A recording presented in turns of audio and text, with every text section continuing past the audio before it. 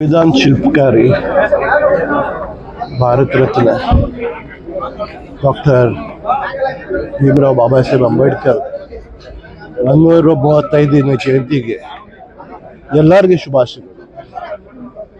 ಶುಭಾಶಯಗಳು ಕೊಡ್ತಾ ಒಂದು ಮಾತು ಹೇಳಲಿಕ್ಕೆ ಬಯಸ್ತಾ ಇದ್ದೀನಿ.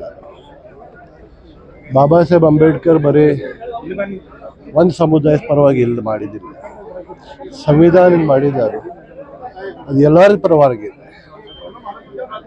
ಭಾರತ್ ದೇಶದ ಯಾರ್ಯಾರು ಸಿಟಿಸನ್ ಇದ್ದಾರೆ, ಯಾರ್ಯಾರು ರಹಿವಾಸಿ ಇದ್ದಾರೆ, ಎಲ್ಲರ ಸಲುವಾಗಿ ಅವ್ರು ಏನೇನು ಕೊಟ್ಟಿದ್ದಾರೆ.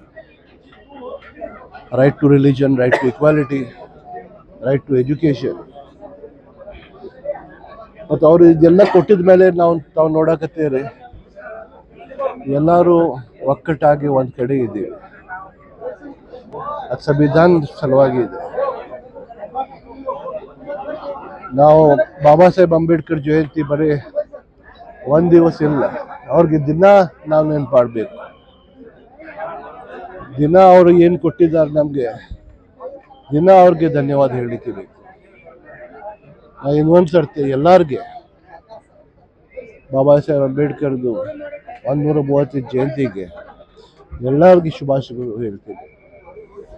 ಇದರ ಜೊತೆ ಎಲ್ಲರೂ ಇವತ್ತು ಉತ್ಸಾಹದಿಂದ ಒಕ್ಕಟ್ಟಾಗಿ ಇವತ್ತು ಜಯಂತಿ ಮಾಡೋಣ.